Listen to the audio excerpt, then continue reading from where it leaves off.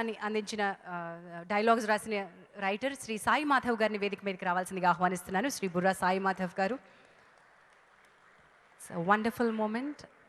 ఈ సినిమా మాత్రం అందరికీ ఒక మైలురాయిగా మిగిలిపోతుంది. సార్, మీరు చాలా హిట్ సినిమాలు రాసిండొచ్చు, బట్ ఇది మాత్రం చరిత్రలో మిగిలిపోయే మైలురాయి అవుతుందని నేను అనుకుంటున్నాను. ఖచ్చితంగా అవుతుందండి. ముందుగా అందరికీ మేడే శుభాకాంక్షలు అండి. ఇప్పుడు శ్రీశ్రీ గారి ఒక కవిత గుర్తొస్తుంది. నిప్పులు చిమ్ముతూ నింగికి నెగిసిపోతే నిబిడాశ్చర్యంతో వీరే, నెత్తురు కక్కుతూ నేలకు రాలిపోతే నిర్దాక్షిణ్యంగా వీరే. ఈ శ్రీశ్రీ గారి వాక్యాలకి జీవితమంత నిదర్శనం సావిత్రి గారండి. ఒక మనిషి నిప్పులు చిమ్ముతూ నింగికి ఎగిసిపోవాలంటే దాని వెనక ఎంత కథ ఉండాలి, నెత్తురు కక్కుతూ నేలకు రాలిపోవాలంటే దాని వెనక ఎంత కథ ఉండాలి, ఆ నిబిడాశ్చర్యం వెనక, నిర్దాక్షిణ్యం వెనక ఎన్ని భావోద్వేగాలు ఉండాలి. సావిత్రి గారి కథలో అంత ఉందండి. నిజం చెప్తున్నానండి, డైలాగ్స్ రాస్తున్నప్పుడు ఎన్నిసార్లు నా కన్నీళ్లు కాగితం మీద పడి అక్షరాలు తడిబడ్డాయో, రీడింగ్ ఇస్తున్నప్పుడు ఎన్నిసార్లు నా గొంతులోకి గుండె అడ్డం పడి మాటలు తడబడ్డాయో నాకు తెలుసండి. ఈ స్థితిలో డైలాగ్స్ రాయటం చాలా ఆలస్యమైందండి. ఎంత ఆలస్యమైందంటే ఏ దర్శకుడు కూడా భరించనంత ఆలస్యమైంది. అయినా కూడా నాగి గారు ఒక్క మాట కూడా అనలేదు. ఏమండి రాశారా? అవుతుందండి. రాశారా? అవుతుందండి. అంతేగాని ఏంటండి ఇంత టైం తీసుకుంటున్నారు అని ఒక్క మాట కూడా అనలేదండి. కేవలం ఆ రాస్తున్నప్పుడు నిజం చెప్పాలంటే ఒకరోజు ఒక డైలాగ్ రాసి ఆ రోజంతా అదే డైలాగులో ఉండిపోయిన సందర్భాలు కూడా ఉన్నాయి. అందుకే అంత ఆలస్యమైందండి. నిజం చెప్తున్నానండి, నా కెరీర్లో ఇది ఒక ప్రత్యేకమైన సినిమా.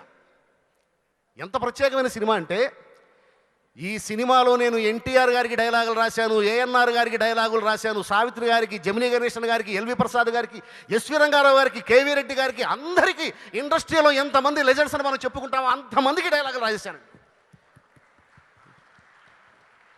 ఇంతకంటే ఏం కావాలండి ఒక రచయితకి.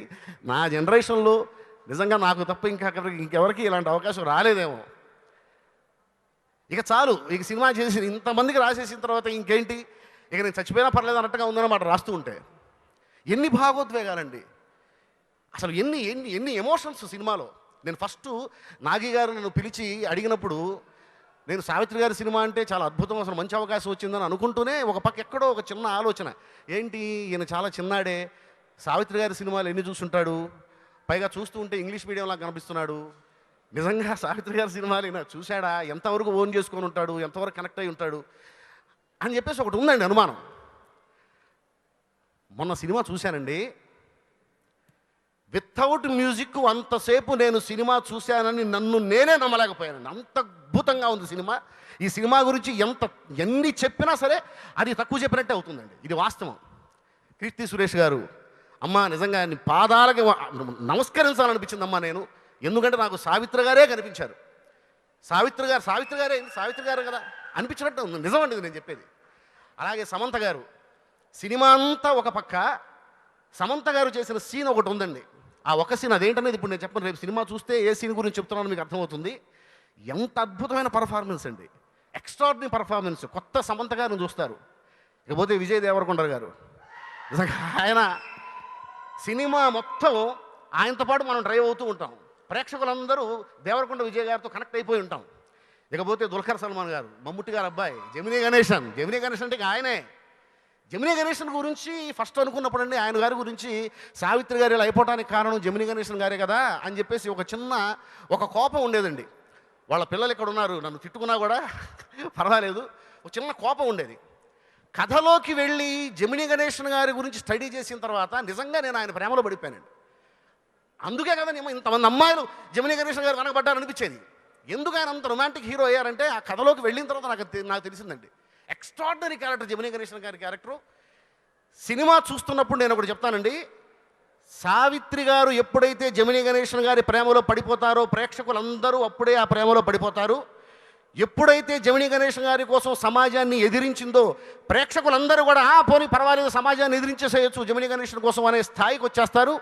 ఎప్పుడైతే జమినీ గణేశన్ గారి మీద కోపం పెంచుకుందో అప్పటి నుంచి జమినీ గణేశన్ గారి మీద ఆడియన్స్ కూడా ఒక బాధ ఒక కోపం అనేది వస్తూ ఉంటుందండి. అంటే సినిమా ఏ మూడ్లో వెళ్తూ ఉందో ప్రేక్షకులు కూడా అదే మూడ్లో వెళ్తూ ఉంటారండి. There is no doubt. అంత అద్భుతమైన సినిమా. ప్రతి ఒక్కళ్ళు చాలా అద్భుతంగా చేశారండి ఈ సినిమాలో. అద్భుతమైన సినిమాగా నేను పనిచేశాను. ఈ అవకాశం నాకు ఇచ్చినటువంటి నాగశ్విని గారికి, స్వప్న గారికి, ప్రియాంక గారికి, అశ్విని దత్ గారికి అందరికీ కూడా పేరు పేరును నేను కృతజ్ఞతలు తెలియజేసుకున్నానండి. థ్యాంక్ యూ సో మచ్ అండి. ఇక కార్యక్రమం